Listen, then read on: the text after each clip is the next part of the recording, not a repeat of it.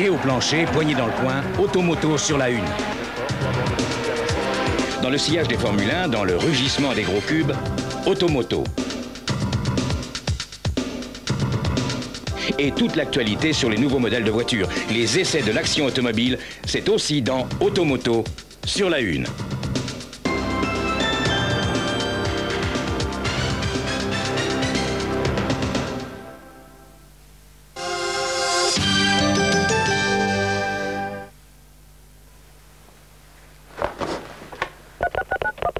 À la sortie du dernier tournant, et Philippe, le Lorrain à la corde, est attaqué par Phil du Manoir, Kazakh rouge, Stock rouge qui vient librement à l'extérieur et se détache irrésistiblement vers la ligne d'arrivée. Alors l'arrivée de la quatrième course. 36 69 12 12, le commentaire des courses en direct.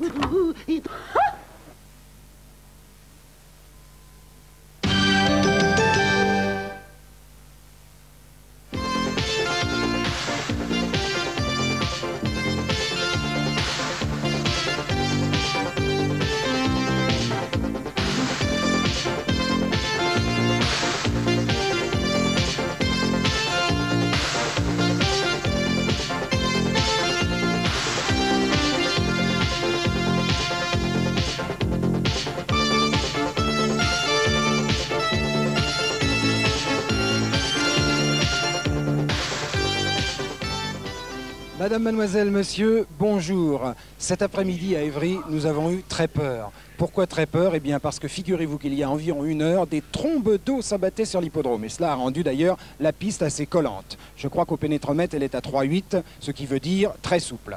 Mais heureusement, Phébus, entendez, le soleil est revenu parmi nous, enfin peut-être pas pour longtemps. Donc espérons que l'émission va se dérouler pour le mieux. Nous avons prévu quand même un parapluie, il y a quelques parasols autour, on va être abrités, tout va bien se passer, pardon. Et de toute manière aux courses, il faut toujours être optimiste, surtout lorsque l'on est dans un cadre comme celui d'Évry. Regardez autour de moi, vous voyez les chevaux qui défilent derrière, ils vont se rendre sur la piste, ce sont les chevaux du tiercé. Vous avez des massifs fleuris un peu partout et il fait vraiment très très bon vivre et très très bon commenter sur un hippodrome tel que celui d'Évry. Alors, aujourd'hui, je voulais lancer cette émission sur une nouvelle un peu fracassante, ce que l'on appelle en jargon journalistico-franglais un scoop. Le scoop de la journée, c'est Charles Le Tertre, secrétaire général de la Société de sport de France, qui va vous l'annoncer. Je vous dirai simplement en introduction qu'on se plaint depuis des années et des années que les courses françaises ne vont pas assez vite. On dit qu'elles se réduisent à un déboulé dans la dernière ligne droite, et c'est vrai.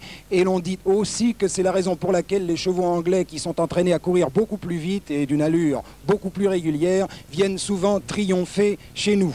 À tout mot, à tout mal plus exactement, il existe un remède. Ce remède, c'est Charles Le Tertre qui l'a trouvé.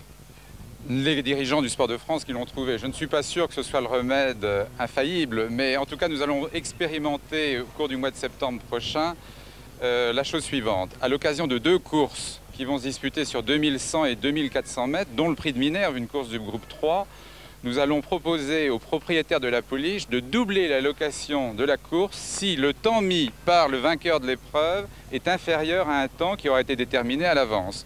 Autrement dit, au lieu de recevoir 170 000 francs, le propriétaire du prix de Minerve se verra offrir 340 000 francs si sa pouliche va vite du début jusqu'à la fin. Dites-moi Charles, mais alors certains chevaux vont tirer les marrons du feu pour les autres finalement, et il se peut qu'une pouliche ou qu'un cheval qui n'avait pas du tout l'intention d'aller vite et même de rester derrière et qu'un train peu soutenu aurait avantagé, se trouve donc crédité d'une surprime pour un effort qu'elle n'aura pas du tout fourni. C'est possible, certains entraîneurs vont être tentés, j'imagine, de mettre des chevaux de jeu, mais ça rendra les courses certainement plus régulières, et je crois que le jeu en vaut la chandelle.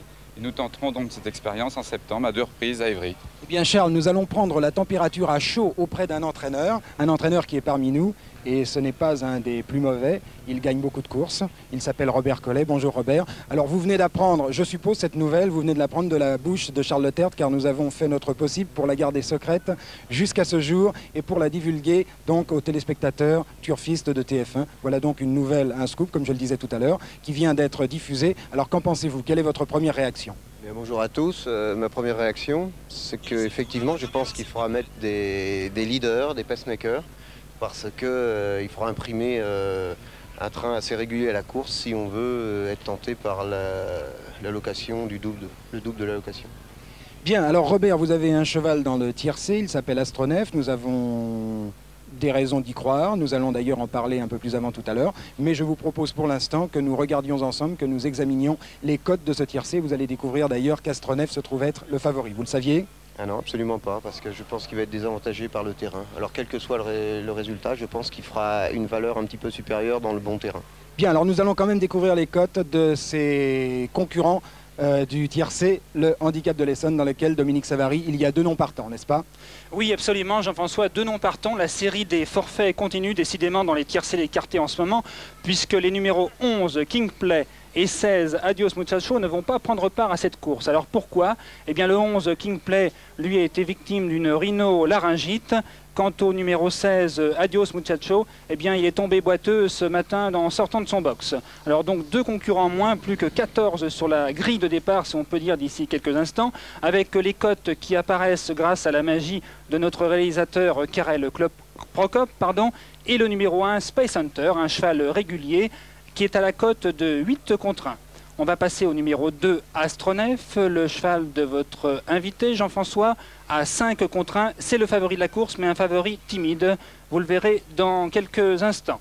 Le numéro 3, ensuite, Briconnet, est à la cote de 8 contre 1. Le 4, Captain Flamme, est lui à 15 contre 1. Le numéro 5, Croftito, on propose 8. Le numéro 6, Lièvre du Sud, monté par Eric Saint-Martin, est à 7 contre 1. Le numéro 7, Glim Blue, est à 10. Le 8, Wisebird, est lui à 8. Le 9, King of Athena, le second favori de la course, à 6 contre 1. Vous voyez, ce sont des cotes vraiment qui se tiennent de très près. Le numéro 10, Royal Hobbit, est à 17. Le 11, je le rappelle, non partant. Le 12, Fabulous Lady, se retrouve à 11 contre 1. Le 13, Troya, à 18 contre 1, finalement c'est la plus grosse cote de la course, c'est vraiment pas une cote énorme. Le 14, Groomy, est lui à 17, et le 15, Velvet Glove, à 18 comme Troya. Le 16, je le rappelle, est non partant. Donc d'ici quelques instants, le départ de ce handicap de l'Île-de-France, le tiercé le plus court de l'année puisqu'il se déroule sur 1000 mètres. Autant dire qu'en moins d'1 minute, les concurrents ont rallié le poteau d'arrivée. Mais au préalable, nous allons revoir les premières courses de cette réunion, à commencer bien entendu par la première, le prix de Morangis, une épreuve à réclamer. Dès que Karel Prokop sera prêt pour l'arrivée de cette première course, la voici donc avec la tanière. La tanière, c'est le numéro 16, une casaque rouge qui prend l'avantage là pour finir et qui l'emporte tout à l'extérieur, la tanière, puisque Sunny Hunt avait encore l'avantage. Sunny Hunt qui a fait longtemps illusion, mais il est débordé irrésistiblement sur la fin par la tanière, tandis que Marjar prend la 3e place. 16, As et 2, il y avait une photographie générale pour les places, et c'est le numéro 5, Rive Droite, le favori de la course, qui prenait cette 4e place. C'était un grand favori d'ailleurs, il était à la cote de 6 pour 4. À mes côtés, vous avez sans doute reconnu Philippe Laurin. Philippe Laurin, j'allais dire, est l'heureux propriétaire de Cyborg, mais vous êtes avant tout journaliste. Oui, mais je ne suis pas toujours heureux avec lui. Bon, là, le cheval a gagné la 2e course, que je pense que nous allons voir. Je ne peux pas dire que ça m'est vraiment consolé de mes malheurs du grand type, mais enfin ça fait toujours du bien quand même. Oui, nous allons revoir ensemble l'arrivée, même je crois les meilleurs moments de cette 2e course, le prix de Jouy en Josas, où Philippe Laurin, donc présent à mes côtés, avait au départ un représentant, Cyborg en l'occurrence. Et Cyborg, je vous laisse commenter sa position. Ben, suspect à mener, mais très lentement, et mon cheval s'est tenu juste derrière lui. J'ai un peu eu peur d'être pris de vitesse au moment du démarrage, et heureusement Philippe Bruno l'a lancé de loin. Là il s'écarte complètement, il vient complètement en pleine piste. C'était les ordres de Gérard Collet. Oui, c'est ça, là on est dans la ligne d'arrivée, bientôt voilà, 400 mètres, avec Suspect qui est resté calé à la corde, oui, alors que donc Cyborg a emmené le peloton à l'extérieur. Voilà, bon là le danger pour lui vient de Chancery qui se trouve sur sa droite, enfin si vous voulez sur la gauche sur l'écran, et Mauricio qu'on ne voit pas encore, si, qu'on aperçoit. Et je pense que Chancery est venu à sa hauteur. J'ai pensé à un moment être battu. Oui, voilà, avec... par exemple ici. Et puis... Donc elle est complètement à l'extérieur. Donc cette toque mauve, toujours voilà, celle de Cyborg. Et Philippe Bruno lui a mis 2 coups de cravache. Le cheval est bien reparti finalement. Je pense que si ça se prolonge, il y a encore plus à l'arrivée. Vous avez eu un petit peu d'émotion? Oui, mais enfin, c'était, si vous voulez, le cheval avait été arrêté 15 jours après le Grand Steeple. Il n'était pas complètement à son top niveau. J'ai pas eu énormément d'émotions. Bon, même si j'avais été deuxième, ça n'aurait pas été très grave. Alors, comme vous avez pu le constater par vous-même, Seaborg était le favori de la course, puisqu'il ne rapporte que 3 francs 40 gagnants. Oui. Et donc, on rappelle le résultat. Donc, Seaborg l'emporte devant Chancery, alors que pour la 3e place, donc, c'est Mauricio qui se retrouve à cette position. Quels sont les objectifs maintenant de Seaborg ? Eh bien, on hésitait à aller en Italie en septembre pour le Grand Steeplechase de Merano, mais j'ai peur que le terrain soit vraiment léger là-bas. Et sinon, on ira tout simplement sur le Prélège Housselin, qui est la grande épreuve d'automne pour les bons steeplechasers à Hauteuil. Le terrain aujourd'hui très souple l'a vraiment avantagé. Je pense. Enfin, vous savez, il a gagné dans le bon terrain l'année dernière à Hauteuil, mais comme c'est un cheval qui a les pieds un peu fragiles, il y a beaucoup moins de risques à courir sur un terrain souple. C'est pas une question d'aptitude, c'est plutôt par précaution. Est-ce que vous préférez le voir courir votre Seaborg en plat ou en obstacle ? Moi, je suis un amoureux de l'obstacle, j'adore Hauteuil, mais je pense que pour le cœur, je préfère de loin le plat. Quel est votre meilleur souvenir avec lui ? Certainement le prix Maurice Gillois à Hauteuil, quand il a gagné le Grand Steeple des 4 ans, où là je suis tombé en même temps que lui pratiquement, puisqu'il était à genoux à la dernière haie et qu'il est reparti. Et puis j'ai eu un souvenir magnifique dans le prix Morgex en fin d'année. Oui, je crois que nous allons redonner la parole à Jean-François à quelques instants. Oui, Dominique Savary, eh bien, effectivement, la course principale du jour, c'était quand même le prix Chloé. Je vois que les chevaux commencent à entrer dans les boîtes de départ. Alors, vous savez que le prix Chloé, c'est une des 3 courses qui peuvent rapporter 1 million de francs aux propriétaires de l'heureuse pouliche qui réussirait à faire le coup de 3. D'ores et déjà, nous savons que le million de francs ne sera pas gagné. Mais Robert Collet, Libertine, qui a gagné le prix Finlande et qui est 3e aujourd'hui du prix Chloé, on peut le dire, vous allez le découvrir dans quelques instants, reste qualifié quand même pour 500 000 francs. Effectivement. Alors Libertine, on va la voir et puis après je pense que vous nous ferez quelques commentaires sur cette course. La course principale du jour, le prix Chloé, commentée en direct enregistré par Dominique Savary. Après 400 mètres de course, c'est Carmanetta maintenant qui prend l'avantage devant Anesa qui vient en seconde position, suivi par Swept Away qui est 3e côté corde, avec à l'extérieur toujours Just Class en bonne position, avec Minia au centre du peloton, tandis que c'est toujours en queue de peloton Libertine. Dans le dernier tournant maintenant, avec au commandement Carmanetta qui reste bien calé à la corde et qui précède de 2 longueurs Anesa en seconde position. La 3e place pour Just Class qui vient ensuite, avec également Swept Away, suivi encore par Farland, avec Minia et Libertine qui semblent attendre en dernière position. La ligne d'arrivée dans quelques instants, avec Carmanetta, toujours seul en tête au centre de la piste, devant Just Class qui tente de se rapprocher, Swept Away qui vient ensuite, avec également Anesa, Farland et Libertine toujours en dernière position.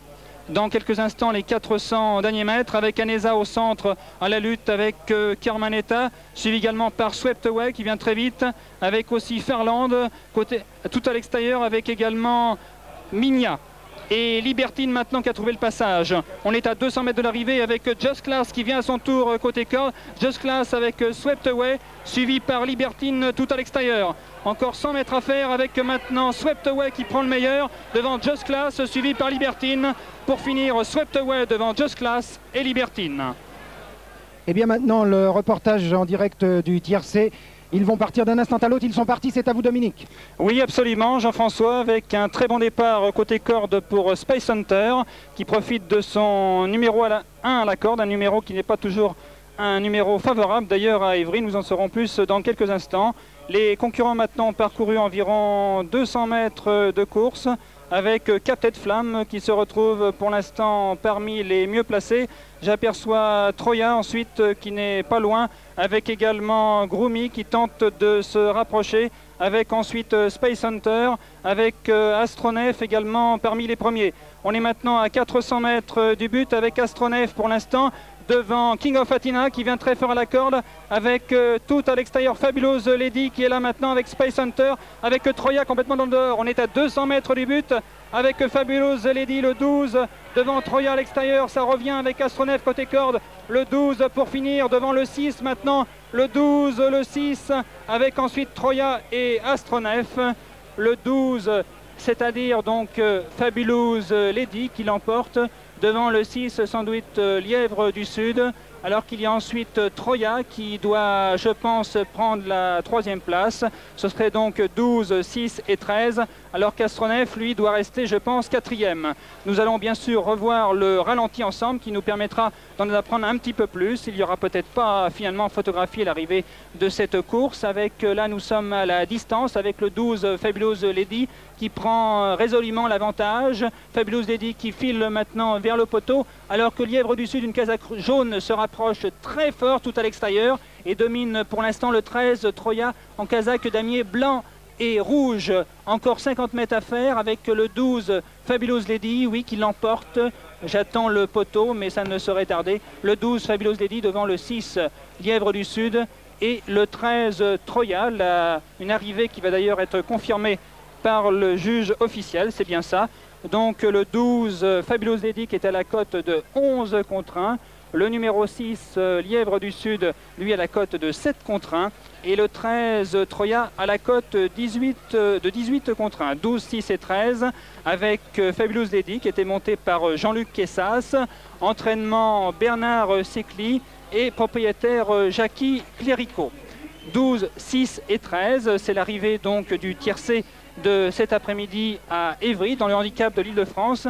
Un tiercé qui s'est déroulé extrêmement rapidement, 58 secondes environ, alors que Bernard Campo, qui est mon confrère de RMC, mais également l'heureux propriétaire de Troya, vient à mes côtés. Alors Bernard, cette 3e place elle est très satisfaisante. J'ai fait un petit peu moins bien que mon ami Philippe Laurin, puisqu'il a gagné tout à l'heure avec Siban, mais Troya m'a fait plaisir. Elle a confirmé sa très bonne course de l'autre jour. Elle termine 3e, c'est pas mal. Décidément, les journalistes propriétaires sont en forme en ce moment. Les journalistes sont à l'honneur, c'est bien, mais il faut participer, il faut encourager la race chevaline.